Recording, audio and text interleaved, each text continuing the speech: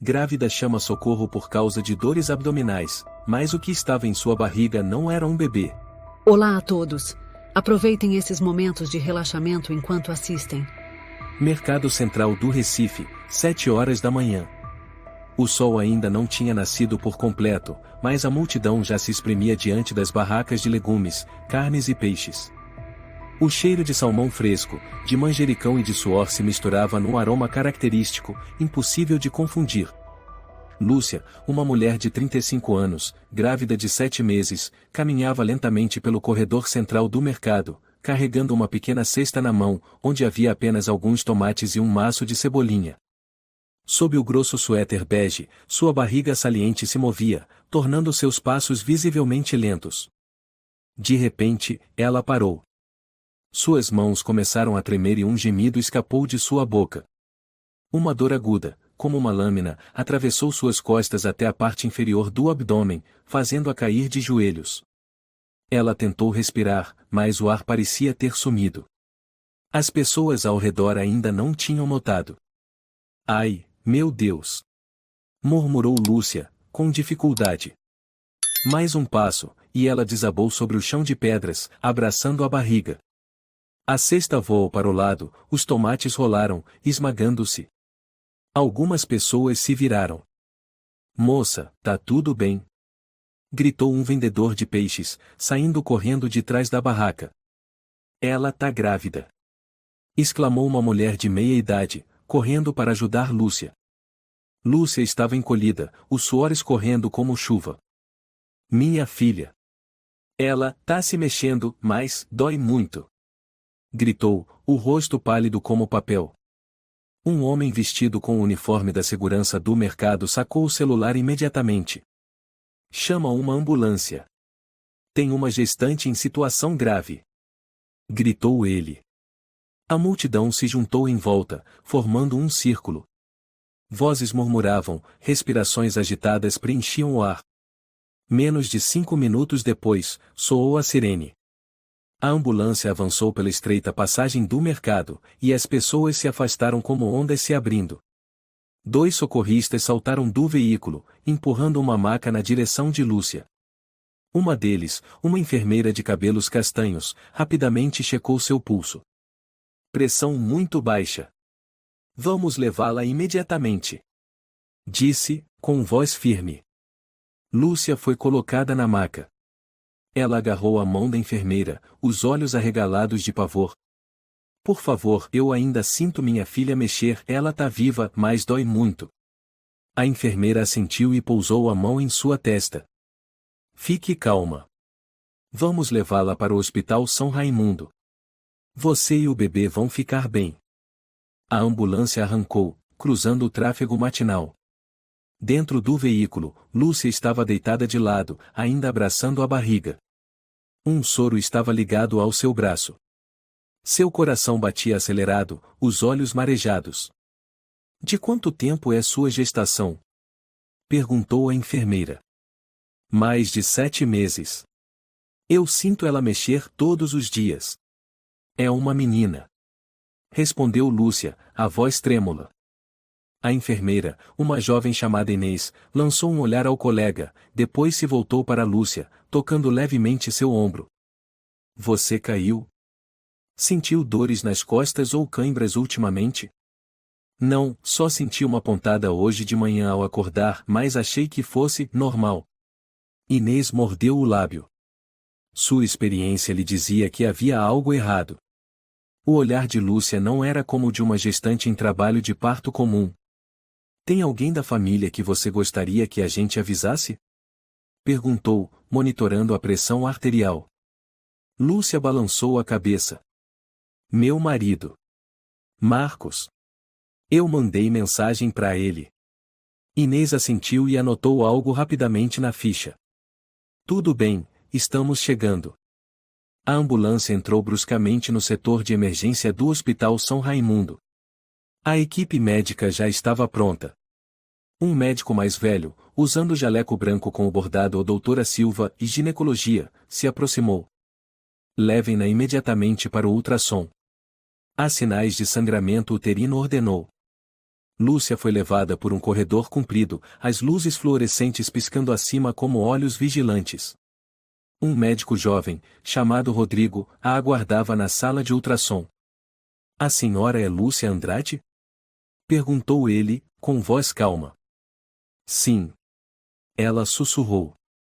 Rodrigo ligou o aparelho de ultrassom. O transdutor foi colocado sobre a barriga de Lúcia. A imagem na tela era estranha. Não era uma imagem comum. Ele franziu a testa e moveu o transdutor para o lado esquerdo. Não havia batimentos cardíacos. Nenhum osso do crânio. Nenhum braço ou perna. Que diabos é isso? Murmurou Rodrigo. Uma massa escura e espessa, sem contorno definido, flutuava no útero. Lúcia, ao ver o rosto dele empalidecer, começou a tremer. O que está acontecendo? Rodrigo olhou para Inês, que continuava ao lado. Chame a chefe da obstetrícia. Isso não é uma imagem normal de um feto. Lúcia se ergueu. Não pode ser. Eu sinto minha filha mexer. Já fiz exames, ouvi o coração dela. Rodrigo falou com doçura. Não estou dizendo que não há bebê. Só precisamos confirmar. Você trouxe os exames anteriores? Lúcia assentiu e tirou alguns papéis amassados da bolsa. Rodrigo os analisou, todos eram de uma clínica chamada O Clínica Esperança. Sem código de barras, sem logotipo de hospital, apenas impressões em preto e branco, muito simples. Você fez o pré-natal aqui? Sim. Marcos me levou até lá. Eles têm obstetra particular. Rodrigo trocou olhares com Inês e pegou o celular para ligar a direção do hospital. 10 minutos depois, uma mulher de cerca de 50 anos, com expressão severa, entrou na sala. Sou a doutora Célia Moreira, chefe do setor. Mostre-me as imagens. Rodrigo apontou para a tela, e Inês entregou os papéis. Célia observou atentamente. Seu rosto se fechou. Isso é grave. Preparem uma esteroscopia urgente. Chamem o especialista em imagens. A respiração de Lúcia acelerou. Doutora, minha filha, ela está bem, né? Célia colocou a mão no ombro de Lúcia. Ainda não podemos afirmar nada. Mas, a estrutura dentro do seu útero não se parece com a de um feto normal. Lúcia arregalou os olhos, o suor frio escorrendo. Mas, eu sinto ela se mexendo todos os dias. Outro médico jovem entrou, chamado Rafael, um brasileiro com raízes em Minas Gerais. Ele se inclinou e murmurou algo para Célia. Acho que devemos considerar a possibilidade de implante de corpo estranho. A linha de sutura parece incomum. Tem certeza? Perguntou Célia. Não com 100% de certeza, mas isso não parece um embrião. Essa massa tem uma densidade muito diferente, disse Rafael, lançando um olhar a Lúcia, que tremia. Célia se virou para Inês. Isolem a paciente das outras gestantes. Levem-na para um quarto de observação. E sob nenhuma hipótese revelem essas informações. A voz fraca de Lúcia se ergueu. Eu estou grávida, porque todos me olham como se eu tivesse alguma doença. Rafael respondeu com suavidade. Só precisamos confirmar tudo com muito cuidado. Logo vamos esclarecer tudo. Célia se afastou, ainda com o semblante tenso. Rodrigo cochichou para Inês. Ela não sabe de nada.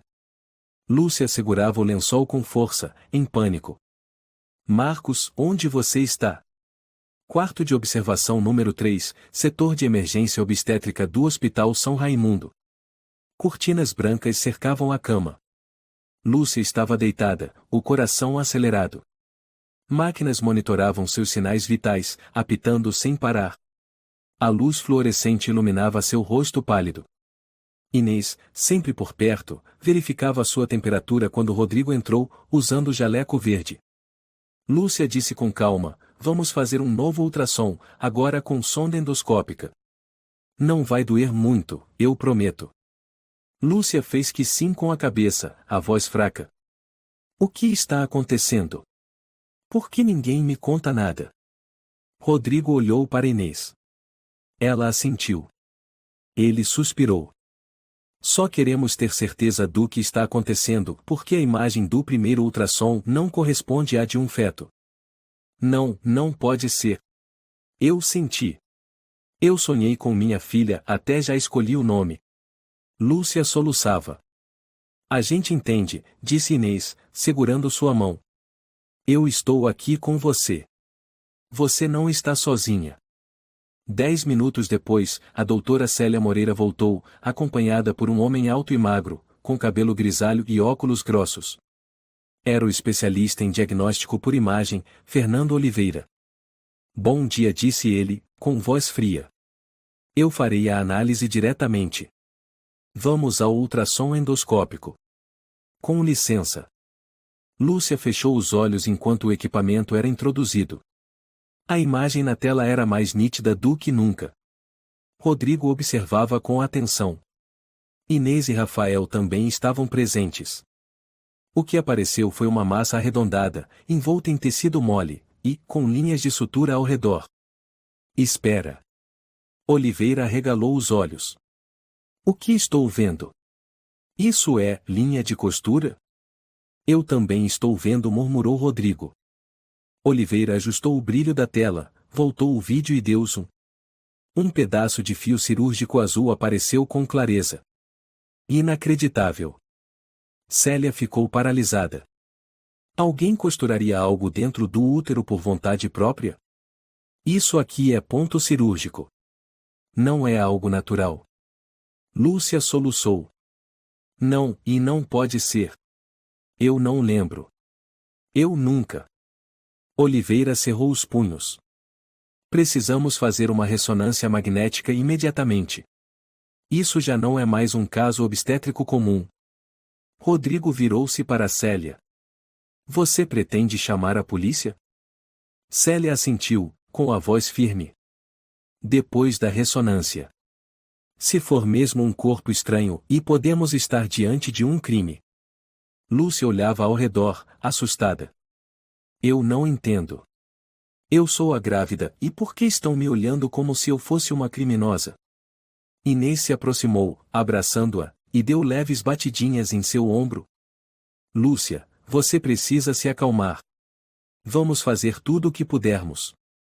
Mas, e você se lembra exatamente onde fez o pré-natal? Qual médico? Lúcia remexeu na bolsa e entregou 3 folhas com exames de ultrassom. Rodrigo pegou, e Célia buscou no celular o nome da clínica, Clínica Esperança. Essa clínica foi fechada há 4 meses.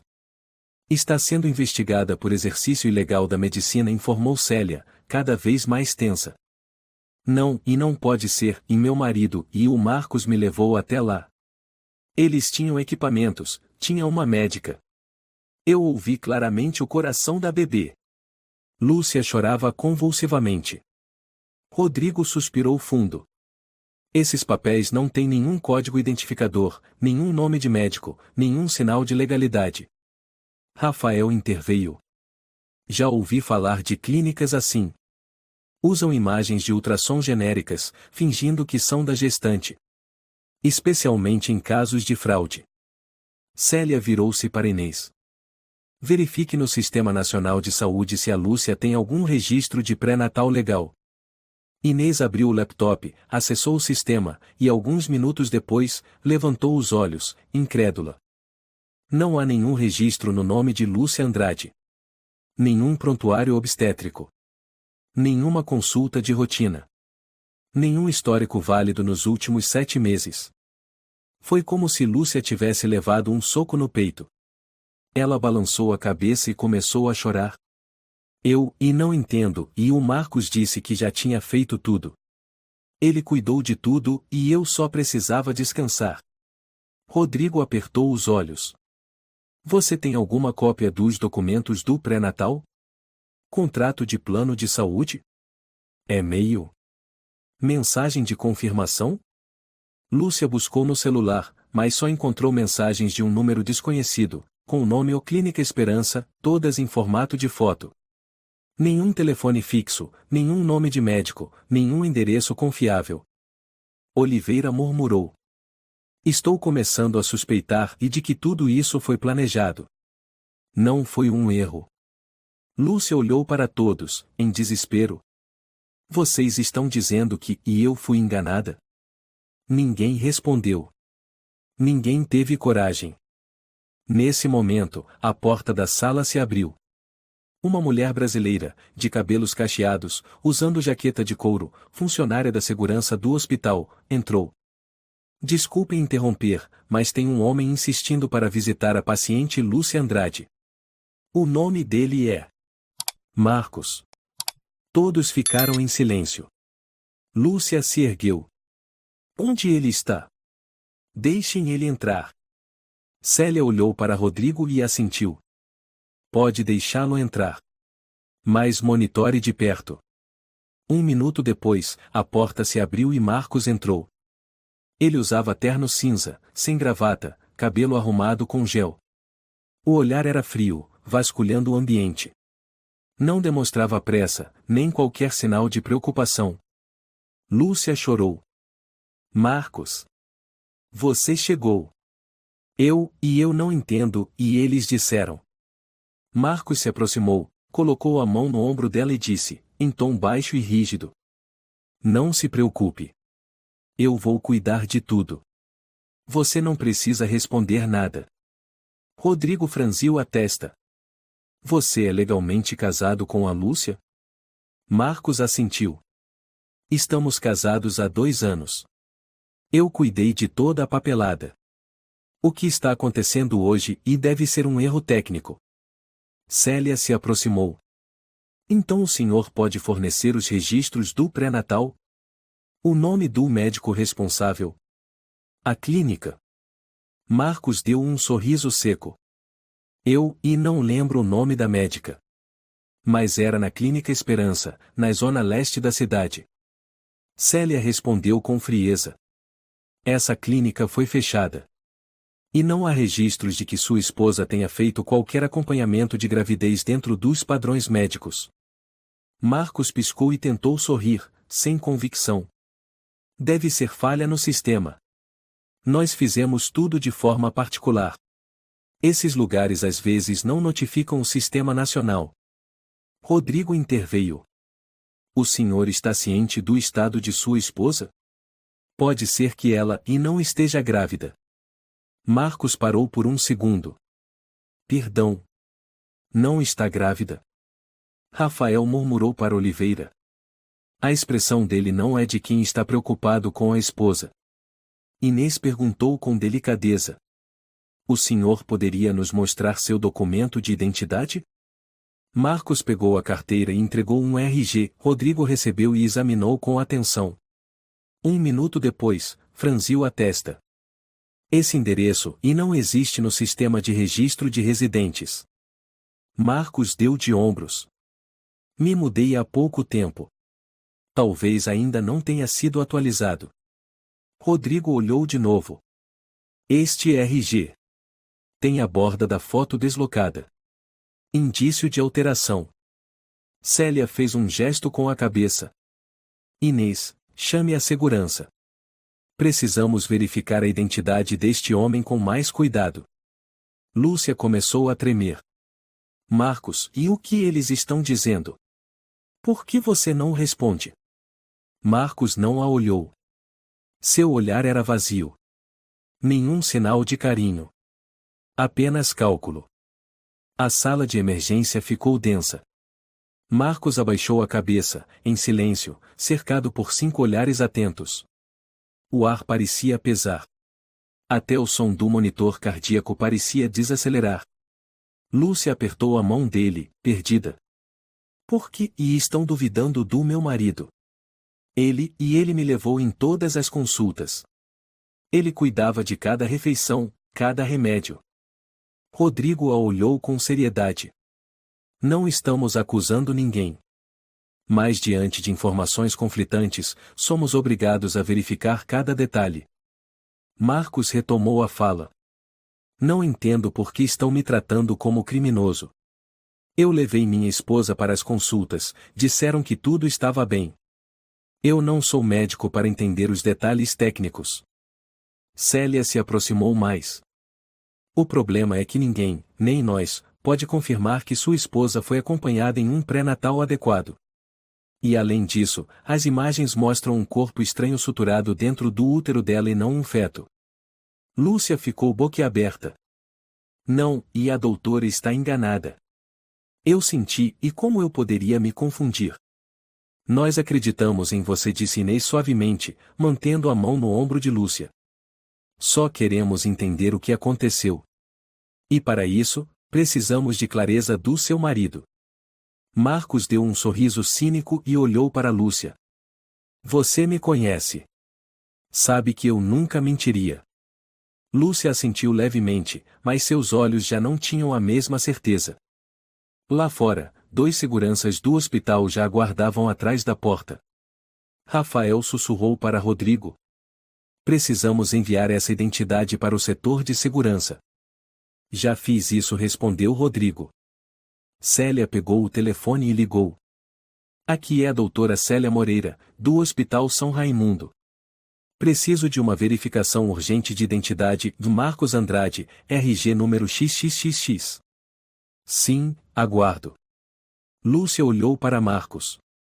Pela primeira vez naquele dia, ela encarou os olhos dele. Por que e você não me olha como antes? Por que está me evitando? Você está cansada, Lúcia. Não se deixe confundir pelos outros, respondeu Marcos, apertando levemente sua mão. Estou falando sério, disse ela, com a voz embargada.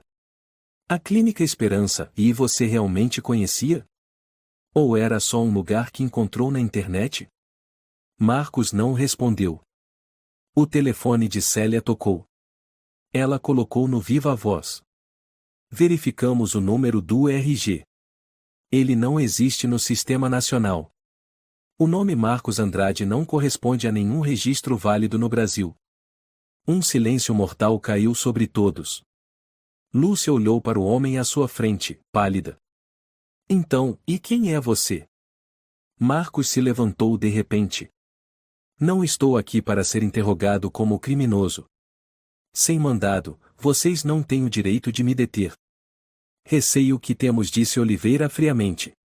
A polícia local já foi acionada. Eles chegarão em instantes. Marcos olhou ao redor, seu olhar mudou. Atrás da fachada calma, seus olhos revelaram uma mente calculista. Mas então ele respirou fundo, sentou-se novamente e tentou manter a compostura. Tudo bem. Eu vou ficar. Mas apenas para estar ao lado da minha esposa. Rodrigo assentiu. Dona Lúcia, preciso perguntar, durante toda a gestação, a senhora foi a alguma consulta sem a presença de seu marido? Lúcia balançou a cabeça, confusa. Não. O Marcos sempre foi comigo. Ele dizia que queria proteger a mim e ao bebê. Célia interveio. A senhora já sentiu algo estranho? Perda de memória? Dores de cabeça ou tontura? Lúcia pensou, hesitou. Sim, e teve uma vez, e há uns 6 meses, e senti uma dor abdominal intensa e desmaiei. Marcos disse que me levou para o pronto-socorro perto de Madalena. Mas, e não lembro de nada. Oliveira parou de repente. Essa época, e é crucial. A senhora lembra o nome do hospital? Lúcia tentou se lembrar, mas apenas balançou a cabeça. Rafael saiu da sala e voltou com um relatório impresso do sistema interno do hospital. Ele o colocou sobre a mesa e apontou para a linha em vermelho. De acordo com os registros do Hospital Boa Viagem, não há nenhuma entrada relacionada a Lúcia Andrade nesse período. Rodrigo falou devagar. Existe uma grande chance de que, naquele dia, a senhora não tenha recebido atendimento médico adequado. Mas sim que tenha sido sedada e... Ele não teve coragem de terminar a frase. Lúcia, em choque. Vocês acham que ele fez algo comigo enquanto eu estava inconsciente? Ninguém respondeu. 1 minuto depois, o telefone de Inês vibrou. Ela atendeu rapidamente, depois olhou para Célia. A polícia chegou. 2 policiais uniformizados entraram na sala, seguidos de um homem apaisando o inspetor-chefe Pedro Mendes. Bom dia. Eu sou o inspetor Mendes. Quem é Marcos Andrade? Marcos continuou sentado, de braços cruzados. Sou eu. Pedro se aproximou e analisou atentamente o rosto dele. Precisamos que o senhor nos acompanhe até a delegacia para verificação de identidade. Há indícios de uso de documentos falsos e informações irregulares. Você não tem um mandado de prisão, respondeu Marcos com firmeza. Pedro sorriu de leve. Não estamos te prendendo. Estamos convidando para colaborar com a investigação. Se recusar, solicitaremos um mandado em menos de 30 minutos. Lúcia começou a tremer. Quero que ele me responda antes. Quem é você, Marcos? Marcos se virou, o rosto impassível. Eu sou quem você acha que eu sou. E então, sem dizer mais nada, ele se levantou e saiu da sala acompanhado pelos 2 policiais. Lúcia desabou sobre a cama, lágrimas escorrendo sem parar. Inês e Rodrigo ficaram ao seu lado, tentando confortá-la. Mas nada podia amenizar a dor de ter sido traída por quem ela havia confiado com toda a sua vida. Do lado de fora, Pedro disse a Rafael: Vamos verificar as impressões digitais. Pode ser que não seja a primeira vez que ele faz isso. Rodrigo sussurrou para Oliveira. Eu vi nos olhos dele e nenhum medo. Como se já tivesse tudo planejado. 3 da tarde. O sol de Recife ainda batia forte contra as paredes brancas do Hospital São Raimundo, mas dentro do quarto de isolamento, a luz já não fazia sentido algum para Lúcia. Deitada em silêncio na cama, ela encarava o teto, olhos sem vida, lábios rachados. O peito subia e descia apenas por instinto de sobrevivência, já sem vontade própria. A porta se abriu. Inês entrou com um copo de água e uma caixa de lenços umedecidos. Lúcia, tome um pouco de água. Você ainda está com febre leve, precisa se hidratar. Lúcia virou o rosto, murmurando. Não tenho sede. Só quero saber o que está acontecendo. Inês colocou o copo sobre a mesinha e puxou uma cadeira, sentando-se ao lado. Sei que tudo isso parece impossível. Mas você precisa ser forte, Lúcia. Estamos tentando te ajudar. Aquele homem não é uma pessoa comum. Lúcia não respondeu. Depois de alguns segundos, voltou-se para Inês e perguntou.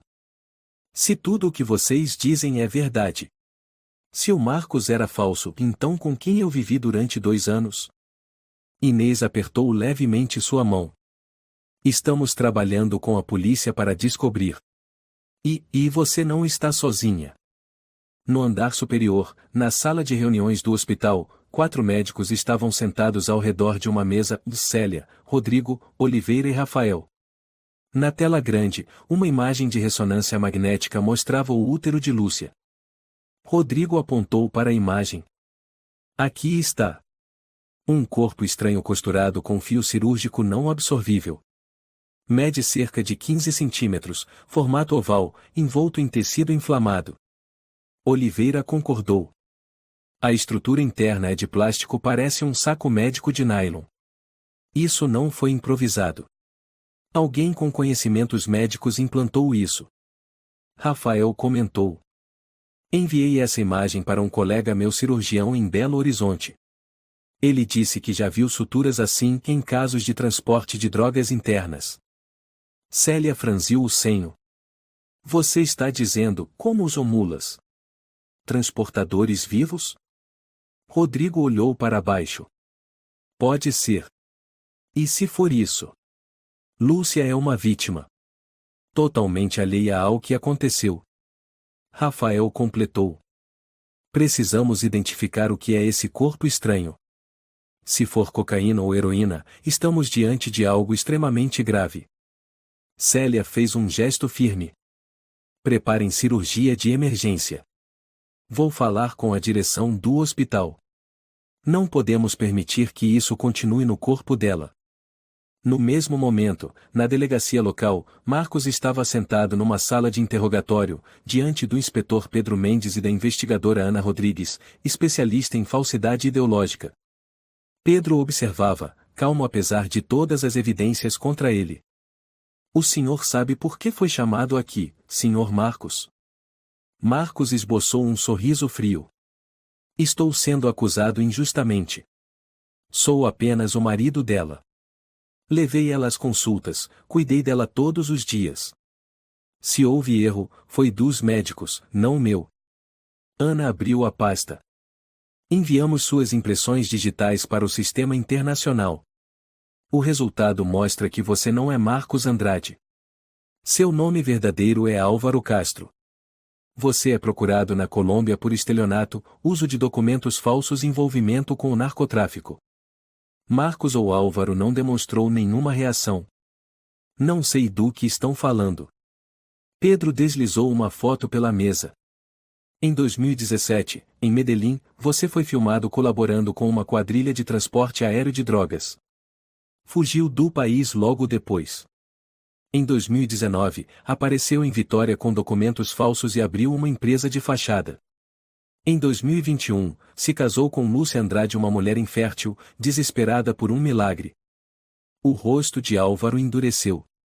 Todo o fingimento de preocupação havia sumido. Pedro falou com raiva contida. Ela não sabia quem você era. Não sabia o que estava carregando no corpo. E mesmo assim, você fez isso? Implantou uma bolsa de drogas dentro do útero de uma mulher que só queria ser mãe? Álvaro ergueu o olhar, os olhos sombrios. Eu não obriguei ninguém. Ela concordou. Fizemos um acordo. Pedro bateu a mão na mesa. Mentira. Ana falou com frieza. Já ouvimos o médico que tratou da infertilidade de Lúcia 7 anos atrás. Ela não podia engravidar naturalmente. Acreditou que um milagre tinha acontecido e você se aproveitou disso. Deu a ela uma falsa esperança e usou o corpo dela como contrabando. Álvaro suspirou, recostando-se na cadeira. O que vocês querem? Tenho direito ao silêncio. Pedro cerrou os dentes. E ela? O que ela teve no corpo esse tempo todo? Uma bomba biológica. Um bilhete vindo do inferno? No hospital, Lúcia foi levada para a sala de cirurgia de emergência. Estava sedada, cercada por 5 médicos, entre eles Rodrigo, Oliveira e Rafael. Célia supervisionava tudo pessoalmente. Abram a região abdominal. Com calma. Cuidado para não romper o saco, ordenou Célia. A lâmina fez cortes precisos. Pouco depois, Rodrigo murmurou. Estou vendo. É um saco plástico, envolto por 2 camadas de tecido médico, suturado diretamente na parede do útero. Rafael usou uma pinça para separar as camadas de tecido. Oliveira operava o aspirador para manter o campo limpo. Finalmente, o objeto foi removido. Um saco plástico oval, do tamanho da palma da mão. Célia o colocou imediatamente numa caixa de segurança, lacrando-a. Enviem para análise química. Rápido, ordenou. Lúcia seguia inconsciente, mas seus sinais vitais estavam estáveis. Rodrigo sussurrou. Agora ela está livre. Rafael olhou para o objeto retirado do corpo dela, tomado por indignação. Como ele teve coragem de chamar isso de amor? No laboratório do hospital, 2 horas depois. A análise preliminar confirmou que dentro da bolsa havia cocaína pura. Peso, 836 gramas. Pureza, acima de 95%. Célia segurava o laudo, os olhos marejados de espanto. Ele usou o corpo dela para transportar quase 1 quilo de cocaína. Rodrigo cerrou os punhos. Ele não é só um criminoso. É um monstro. Sala de recuperação, manhã seguinte.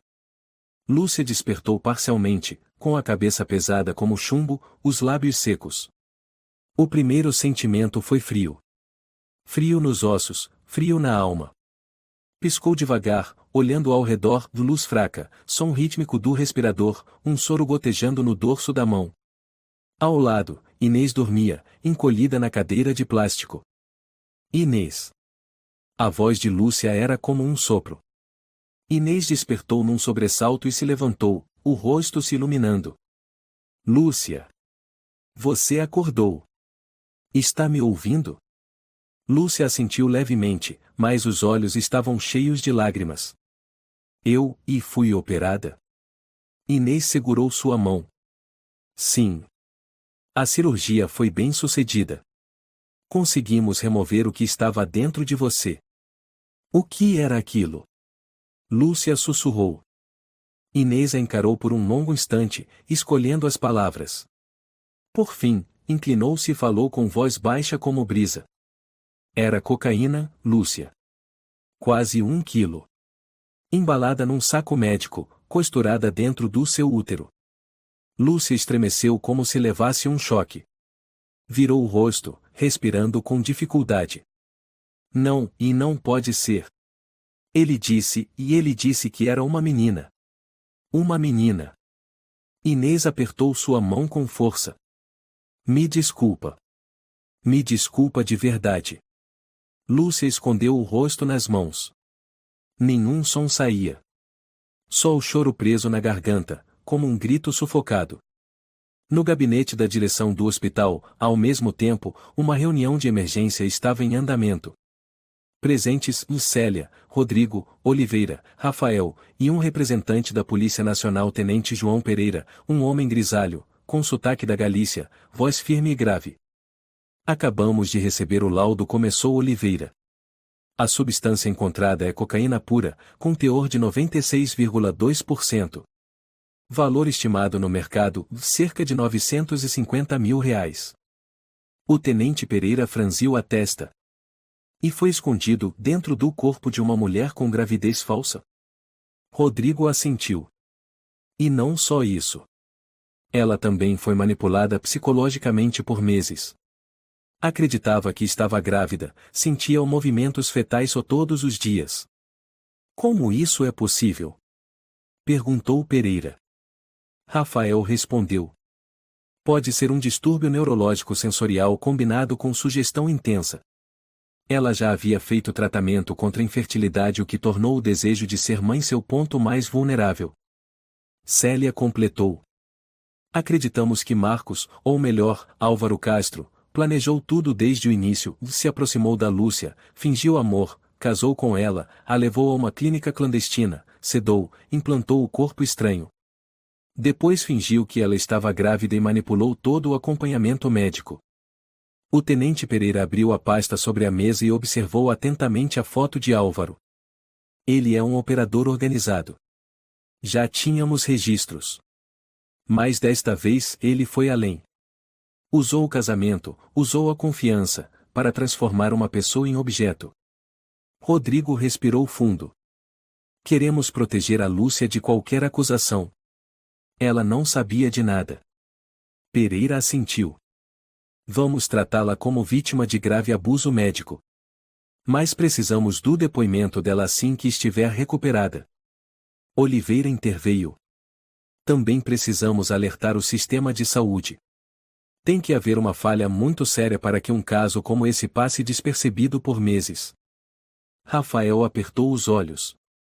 E não se esqueçam da Clínica Esperança, mesmo fechada, ainda há muitos lugares operando do mesmo jeito. Célia concordou. Vou entrar em contato com a Secretaria de Saúde da região. Isso não é um caso isolado. É um sinal de alerta. Naquela tarde, Lúcia foi transferida para um quarto individual. Estava fraca, mas consciente. Quando Célia entrou, Lúcia ergueu levemente a cabeça. Quero saber toda a verdade. Sem rodeios. Célia sentou-se na beira da cama.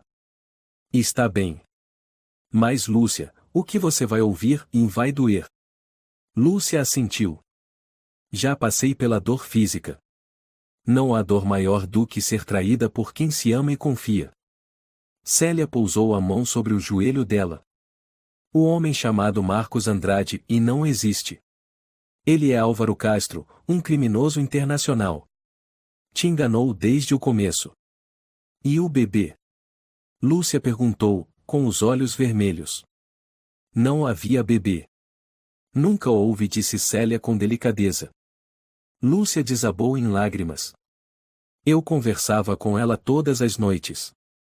Ouvia o coraçãozinho dela. Lúcia Célia falou suavemente, seus sentimentos foram reais. Mas todos aqueles sinais só podem ter sido causados por drogas, palavras, manipulação psicológica.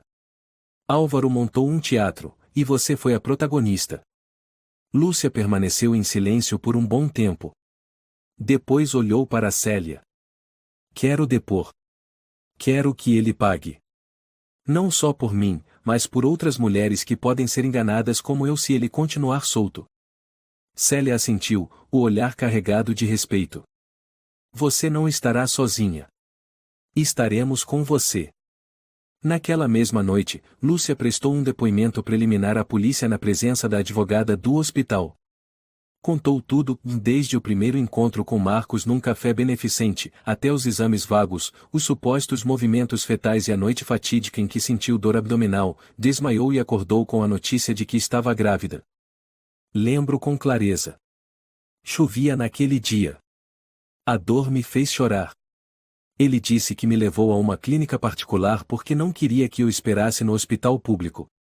Nunca vi o médico. Só me lembro do cheiro de éter e da luz branca fraca. Depois disso, tudo mudou. Ele não me deixava sair sozinha. Controlava cada refeição. Até meu celular tinha um aplicativo de rastreamento. Mas eu achei que era cuidado, que era amor. O tenente Pereira anotava sem parar, com a expressão cada vez mais grave. Você se lembra da localização dessa clínica? Lúcia balançou a cabeça. Só lembro que era uma casa de parede amarela, numa esquina com uma padaria chamada Doce Maria. Mas não sei o número. Ana, investigadora brasileira da equipe, disse em voz baixa. Doce Maria. Tem uma padaria com esse nome perto de Boa Viagem. Vamos verificar. Pereira assentiu. Lúcia, você foi muito corajosa. Obrigado por confiar na gente. Lúcia forçou um sorriso, a voz embargada. Se é que ainda posso confiar em alguém. Lúcia ficou em silêncio no escuro do quarto. Depois do depoimento, não disse mais nada. Inês trocou o soro discretamente, e Rodrigo checou os pontos da cirurgia em silêncio. Todos sabiam que nenhum remédio podia curar a devastação em sua mente. Ela não perdeu apenas um bebê que nunca existiu. Perdeu o passado, o presente, e qualquer noção de fé no mundo. 2 anos, e foram reais ou encenação?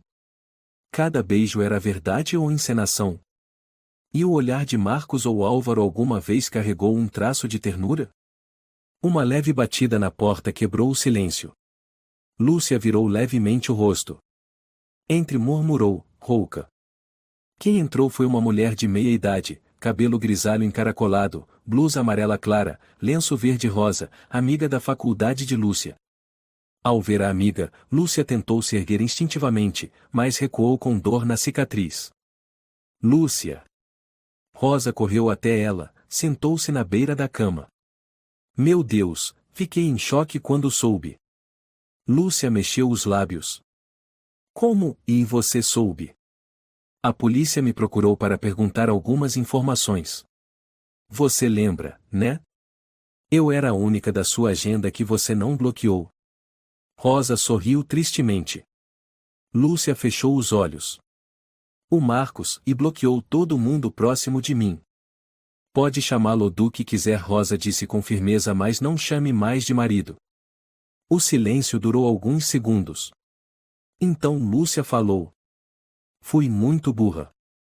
Acreditei em tudo. Ele disse que tinha médica particular. Disse que você e não queria mais falar comigo por inveja. Rosa arregalou os olhos. O quê? Ele disse que você não podia ter filhos, e ficou com inveja quando soube que eu estava grávida. Que você odiava mulheres mais sortudas que você. Rosa ficou atônita. Demorou alguns segundos para conseguir respirar. Lúcia, e você já me ouviu dizer algo assim? Lúcia balançou a cabeça. As lágrimas caíram de novo. Rosa apertou forte a mão da amiga. Liguei para você dezenas de vezes. Mandei centenas de mensagens. Você nunca respondeu. Eu achei que estava brava. Agora eu entendo, e ele bloqueou tudo. Apagou todos os rastros. Lúcia cobriu o rosto. Eu só queria ser mãe e só isso. Rosa acariciou seu cabelo. E foi justamente isso que fez de você o alvo perfeito. Lúcia abriu os olhos e sussurrou. Você lembra da noite em que desmaiei depois da dor abdominal? Lembro. Faz 6 meses. Mandei mensagem perguntando se queria ir ao hospital, mas ninguém respondeu. Rosa assentiu. Lúcia suspirou. Naquela noite, e ele me levou a um lugar. Uma casa pequena, silenciosa, parede amarela. Lembro da luz branca e do cheiro de antisséptico. Depois, e só o vazio. No dia seguinte, ele disse que o médico confirmou a gravidez. E eu acreditei. Acreditei e sem duvidar. Rosa murmurou. Lúcia, você não está mais sozinha. Ele vai pagar. Mas você precisa contar tudo. Lúcia assentiu levemente. Enquanto isso, na sede da Polícia Nacional, o inspetor Pedro Mendes reunia-se com os investigadores Ana Rodrigues e Matheus Ribeiro. Na mesa, uma pasta volumosa com fotos de Álvaro e mapas de conexões criminosas. Matheus, natural de Vitória, apontou para o diagrama. Ele usou 4 identidades nos últimos 5 anos.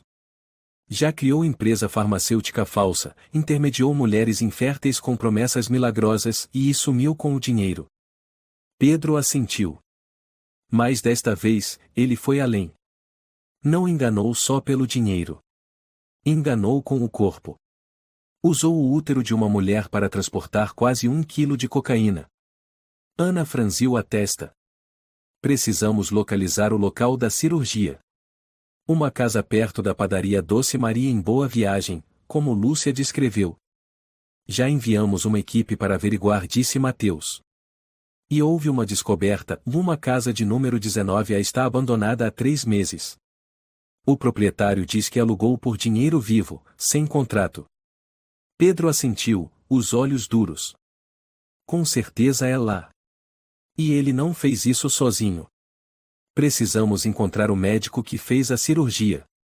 2 dias depois, Lúcia foi liberada do isolamento. Mas em vez de alívio, sentia-se mais vazia que nunca.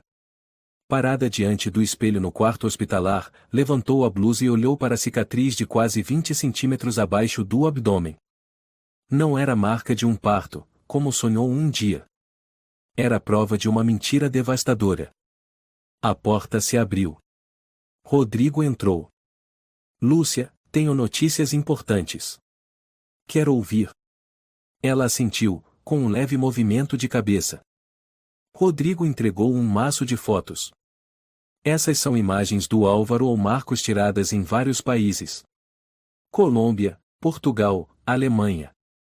Ele é uma peça-chave de uma rede internacional. Lúcia pegou as fotos com mãos trêmulas.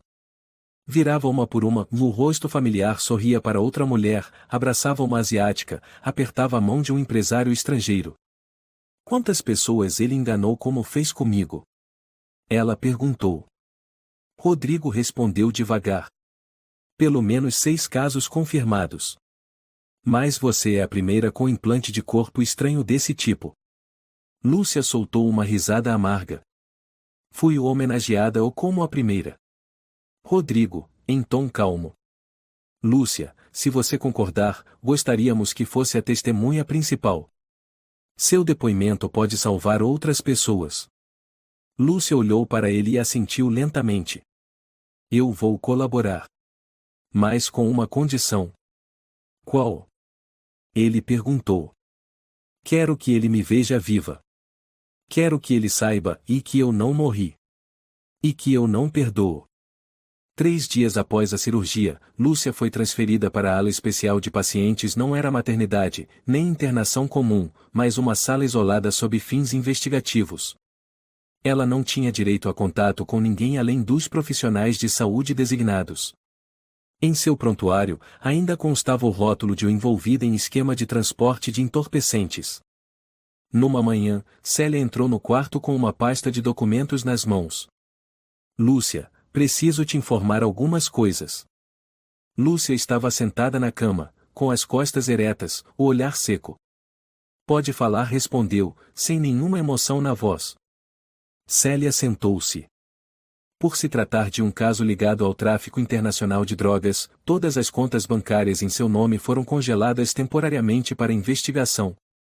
Lúcia franziu a testa. Eu nunca saquei nada. Eu nem sabia a senha das contas. O Marcos disse que cuidaria disso. Nós sabemos, disse Célia, assentindo. E por isso mesmo você está em uma situação difícil. O saldo das contas é zero. Não há nenhuma economia restante. Lúcia soltou uma risada seca. Ele não deixou nada para trás. Não só isso. Célia virou outra folha. O apartamento onde você morava também não está em seu nome. O proprietário legal é um tal de Sérgio Pereira, outro nome falso usado por Álvaro. Lúcia abriu a boca, mas não conseguiu dizer nada. Eu sou só um fantasma na minha própria vida.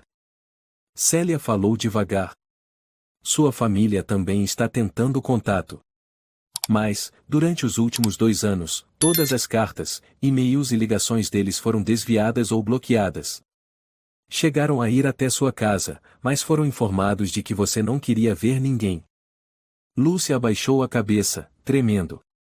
Ele disse que minha família tinha me renegado e que eu merecia ser odiada por ter abandonado todos em nome de um sonho absurdo de ser mãe. Lúcia. Célia segurou sua mão. Foi exatamente por isso que ele te escolheu. Não por você ser fraca, mas porque você desejava tanto viver algo intensamente, que virou alvo fácil. Lúcia começou a chorar. Nada mais conseguia conter a dor que vinha de dentro. Célia continuou. Mas, neste momento, pela lei, ainda somos obrigados a mantê-la aqui por mais alguns dias, até que as autoridades concluam a análise do seu papel no caso. Embora você seja vítima, o protocolo exige isolamento temporário. Lúcia levantou os olhos, vermelhos. Então eu não sou livre. Sem filho, sem casa, sem dinheiro. E agora, nem posso ser considerada livre? Célia não teve resposta. Em outra parte do hospital, uma reunião de emergência entre o grupo de investigação e os médicos estava em andamento. O tenente Pereira estava diante de uma tela com o diagrama do caso. Álvaro Castro foi transferido para a prisão preventiva. Ainda se recusa a revelar o nome verdadeiro do médico que realizou o implante. Alega que essa pessoa está morta. Mateus, investigador de Vitória, acrescentou. Verificamos a casa da Rua da Aurora. Encontramos vestígios de sangue antigo, luvas cirúrgicas e um pedaço de pano com o logotipo da Clínica Esperança. Mas sem o nome do médico. Célia franziu a testa. Ainda há pontos obscuros. Quem realmente estava por trás daquela clínica? Ana disse. Pode ser uma rede de médicos falsos. Abrem clínicas temporárias e fecham logo após cada operação. Rodrigo completou. Lúcia foi a vítima perfeita. Histórico de infertilidade, sem acompanhamento regular, isolamento social. Suscetível à manipulação física e psicológica. Pereira suspirou. O problema agora é que a imprensa já descobriu o caso. Querem acesso a Lúcia. Precisamos protegê-la. Imprensa? Célia balançou a cabeça. Eles vão destruí-la. Ela ainda não tem forças para isso. À tarde, Inês entrou no quarto com uma caixa de papelão. Chegou uma correspondência para você.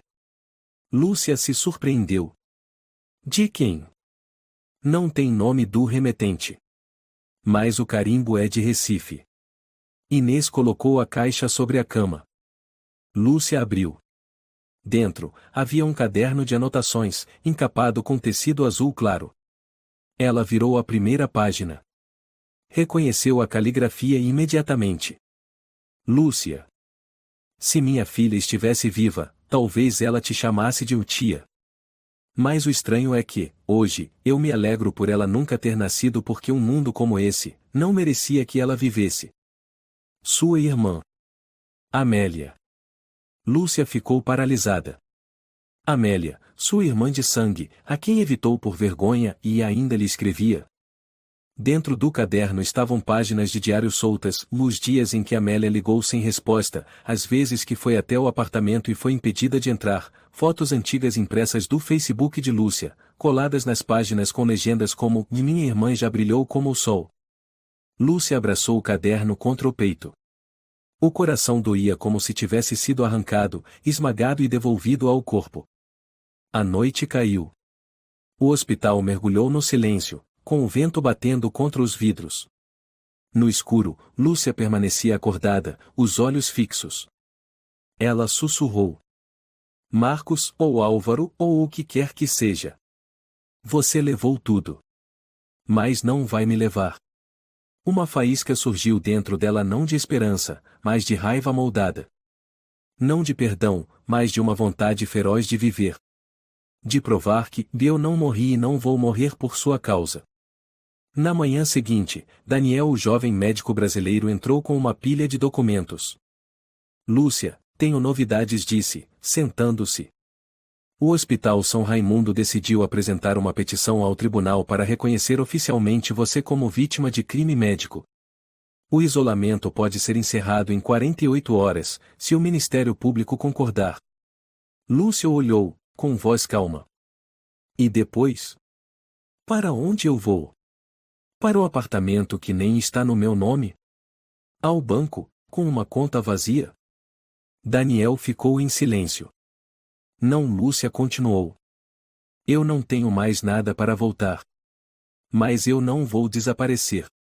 Vou fazer com que ele veja a mulher que ele escolheu para manipular e foi a última que ele deveria ter tocado. 8º dia após a cirurgia. Lúcia foi autorizada a sair do isolamento. Mas não voltou para casa, o apartamento havia sido lacrado. Ela foi realocada temporariamente na ala de recuperação psicológica do 5º andar, destinada a vítimas de violência doméstica ou crimes especiais. O quarto era pequeno, mas acolhedor, com luz suave entrando pela janela e um vaso de lavanda na mesinha ao lado da cama. Depois de dias de escuridão, Lúcia respirou fundo pela primeira vez. Bom dia, uma voz feminina soou. Lúcia virou o rosto e viu os olhos calorosos de uma médica jovem, cerca de 30 anos, cabelos presos, óculos redondos. Sou a doutora Carla Lima. Vou acompanhar você na recuperação psicológica e jurídica. Lúcia assentiu levemente. Você sabe o que aconteceu comigo? Carla sorriu. Muita coisa. E acredito que você vai querer saber tudo. No escritório do investigador Luiz Monteiro, um homem calmo, natural de Salvador, experiente em crimes médicos, Carla analisava antigos prontuários de Lúcia. Aqui Carla apontou na tela do computador. Lúcia Andrade fez tratamento para infertilidade no Hospital da Restauração, em 2018. O prontuário confirma que ela não podia engravidar naturalmente por distúrbios hormonais e danos no útero após um acidente em 2015. Luiz franziu a testa. Então, o fato dela acreditar que engravidou sem apoio médico é totalmente irracional. Isso elimina qualquer suspeita de que ela tenha aceitado transportar drogas voluntariamente. Carla assentiu. Precisamos desse laudo no tribunal. Além disso, entrei em contato com o médico dela da época, Dr. Gonçalves. Ele está disposto a depor. Luiz sorriu de lado. Você é mais rápida que qualquer promotor com quem já trabalhei. Por que eu não faço isso para vencer um caso? Carla respondeu. Faço para salvar uma mulher do trauma que poderia durar para sempre. Lúcia foi convidada para uma reunião no Ministério Público de Recife. À frente estava a promotora Clara Mendes, mulher experiente, renomada por sua atuação em defesa das mulheres. Clara encarou Lúcia por longos segundos antes de dizer: Você não é mais uma suspeita. Estamos oficialmente reconhecendo você como vítima de abuso médico e manipulação psicológica. Lúcia soltou um suspiro. Olhou para Carla, sentada ao lado, e endireitou os ombros. Obrigada. Não me agradeça, disse Clara. Agradeça à doutora Carla. Foi ela quem revisou cada arquivo, cada registro. Ela provou que uma mulher que não pode engravidar naturalmente não pode, de repente, estar grávida, como num passe de mágica. Lúcia baixou a cabeça, a voz trêmula. Ainda sinto dor no corte todas as manhãs. Mas o que mais dói é olhar para o travesseiro vazio e não ter ninguém me chamando de mãe. Clara suavizou o tom. Lúcia, agora você pode escolher um novo caminho. Mas antes, uma notícia: Álvaro Castro ou Marcos foi extraditado para o Brasil com base em um mandado internacional. Foi preso no aeroporto de Recife, tentando embarcar com passaporte falso. Lúcia ergueu a cabeça. Ele mentiu e ia até o último segundo. Luiz, que acabava de entrar, completou. E agora ele não poderá mentir mais. Com todas as provas reunidas, ele enfrenta uma pena mínima de 25 anos por tráfico de drogas, falsidade ideológica e violação do corpo de outra pessoa. Lúcia permaneceu imóvel, como congelada. Depois murmurou: quero ir ao tribunal. Quero olhar nos olhos dele. Carla apertou sua mão. Vamos preparar tudo para você. Na manhã da primeira audiência, a sala do tribunal estava lotada. As filmagens não foram permitidas, mas a imprensa se aglomerava do lado de fora. Carla caminhava ao lado de Lúcia, de mãos dadas. Usava um vestido preto, o rosto sem maquiagem, cabelo preso em um coque simples, sem brincos, sem enfeites. Mas seus olhos brilhavam mais do que qualquer coisa naquele recinto frio. Álvaro foi escoltado para dentro, vestindo o uniforme bege de detento, algemado. Estava visivelmente mais magro, mas mantinha uma expressão calma. Quando seu olhar passou por Lúcia, ela não desviou. Pelo contrário, olhou diretamente para ele, sem piscar. Pela primeira vez na vida, ela o viu pequeno. O réu Álvaro Castro, também conhecido como Marcos Andrade, declara-se culpado ou inocente? Perguntou o juiz. Não me declaro culpado, respondeu ele, em tom monótono. Eu a amava. Tudo foi consentido entre dois adultos. Houve murmúrios na plateia. A promotora Clara Mendes levantou-se: Excelência, provaremos que o réu falsificou identidade, explorou a fragilidade emocional da vítima, manipulou-a para acreditar que estava grávida e utilizou seu corpo para transportar drogas por vias médicas. Carla entregou ao advogado os antigos prontuários médicos. Luiz também apresentou uma cópia do mandado de prisão internacional. A polícia trouxe a bolsa plástica que fora implantada no corpo de Lúcia, agora lacrada cuidadosamente. Cada prova apresentada era como um prego a mais no caixão jurídico de Álvaro. Chegou a vez de Lúcia depor. A sala ficou em absoluto silêncio. Eu já o amei, disse ela, com voz firme. Já acreditei nele como se acredita numa fé. Mas o que recebi em troca não foi um filho, e sim uma bolsa de drogas implantada no meu ventre. O que recebi não foi uma família, mas 2 anos vivendo como uma boneca manipulada. E o que percebo hoje é que eu não morri. Eu vou viver. Mas não para esquecer. Para contar a todas que estão prestes a ser enganadas como eu. Seu olhar não vacilou. Álvaro abaixou a cabeça. Ao fim da audiência, o julgamento foi adiado para a deliberação. Lúcia saiu para o corredor, exausta.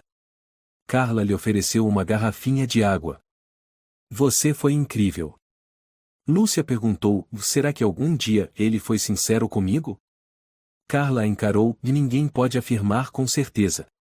Mas eu acredito que aquele último olhar dele, antes de baixar a cabeça, foi o olhar de alguém que sabe que perdeu. Lúcia fechou os olhos e sorriu o primeiro sorriso após meses de inferno. A segunda audiência aconteceu apenas uma semana depois do testemunho de Lúcia. A sala do tribunal estava novamente lotada, mas havia um silêncio incomum. Álvaro permaneceu sentado, sem o olhar arrogante da primeira vez. Vestia o uniforme laranja de presidiário, as mãos repousando nos joelhos, os olhos voltados ao chão. Do outro lado, Lúcia não tremia mais. Sentava-se com firmeza ao lado de Carla e do advogado da organização Mulheres por Justiça, entidade de defesa dos direitos das mulheres com a qual ela acabará de iniciar colaboração.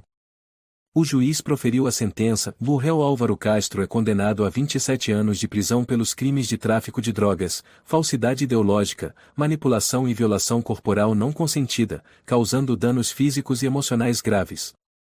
Além disso, deverá indenizar a vítima Lúcia Andrade por danos materiais e morais, conforme decisão civil complementar. Ninguém aplaudiu. Mas todos os olhares se voltaram para Lúcia como para uma luz em meio à escuridão. Do lado de fora, Carla perguntou: está tudo bem? Lúcia sorriu levemente. Achei que fosse desabar ao ouvir a sentença. Mas, curiosamente, me senti leve. Não porque ele foi punido. Mas porque sei que, finalmente, não preciso mais carregar segredos por ninguém. Carla tocou seu ombro. Você não precisa mais ser forte sozinha. Agora, estamos com você. 2 semanas depois, na sala de terapia do Hospital São Raimundo, Lúcia sentou-se diante do chefe de psicologia, o Dr. Tomás Souza, um homem de cerca de 60 anos, voz grave e tranquila. Lúcia, sabe, disse ele, abrindo a pasta, eu já tratei pessoas que sobreviveram à guerra, a acidentes, a casamentos tóxicos. Mas sua história reúne tudo isso. Lúcia assentiu levemente. Houve um tempo em que achei que eu era um zumbi. Cada dia, eu fingia ser uma futura mãe, fingia sentir meu bebê se mexendo. Mas agora que sei que tudo era mentira, sinto como se eu tivesse acabado de nascer. Tomás sorriu. Você vai recomeçar. Talvez não com um filho, mas com uma verdade sólida. O que mais deseja fazer agora? Lúcia olhou pela janela. A luz da tarde iluminava o jardim. Quero transformar tudo o que vivi em instrumento para proteger outras pessoas. 1 mês após o julgamento, Lúcia assinou oficialmente o contrato de colaboração com a organização Mulheres por Justiça. Na primeira reunião na sede da ONG em São Paulo, ela foi apresentada ao grupo. Esta é Lúcia Andrade, anunciou a diretora Marta Ferreira, uma sobrevivente de um esquema grave de fraude conjugal e médica. Ela estará conosco na missão mais importante de impedir que outras mulheres caiam em armadilhas parecidas. Lúcia se levantou e olhou em volta. Eu não sou especialista. Já fui ingênua, já acreditei num amor falso. Mas é por isso que entendo o medo de quem está sendo controlada sem perceber. Uma mulher do grupo, com lágrimas nos olhos, disse: já passei por isso. Meu marido me obrigou a fazer um aborto sem nem me consultar. Ver você aqui hoje me faz acreditar que também posso me reerguer. Lúcia assentiu. Não vamos mais nos calar. Ela começou a participar de seminários. No início, apenas ouvia. Depois, foi convidada a falar em mesas sobre ética médica, direitos reprodutivos e prevenção de abusos na saúde. Sua voz sincera, sem doutrina, tocava profundamente. Numa palestra na Universidade Federal de Pelotas, um estudante perguntou: Lúcia, você acredita que um dia será mãe?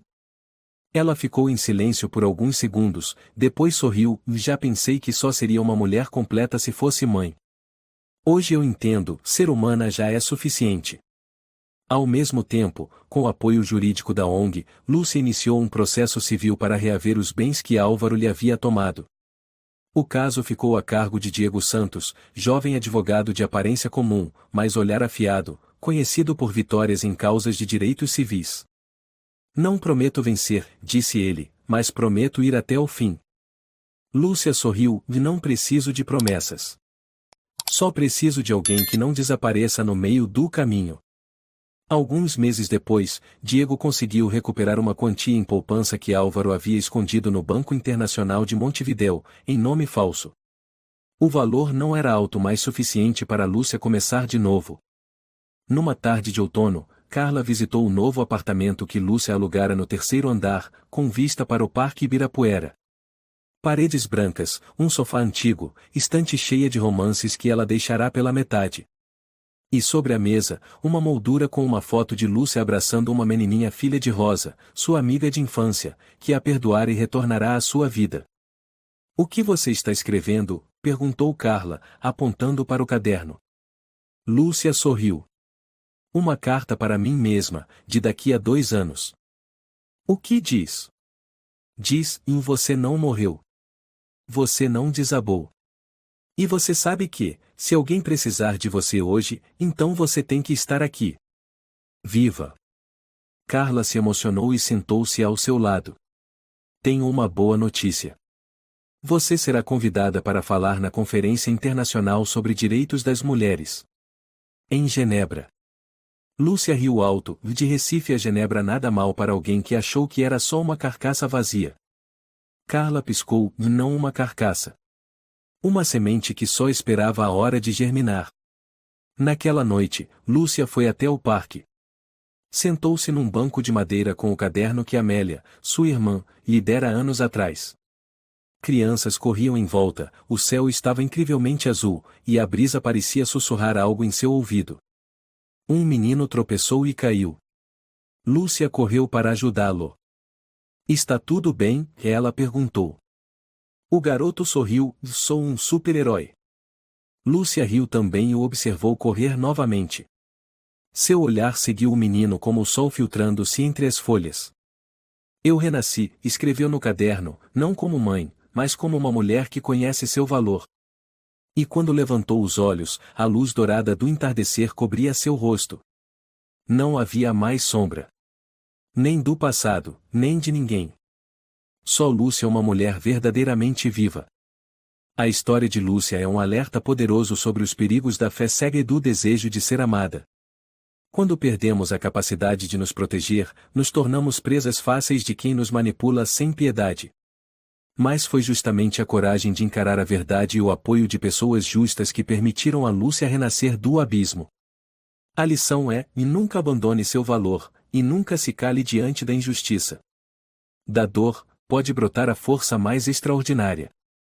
Se você gostou desta história, convidamos você a dar um like e se inscrever em nosso canal.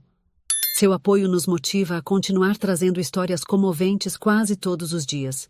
Estamos muito agradecidos pelo seu apoio. Até breve.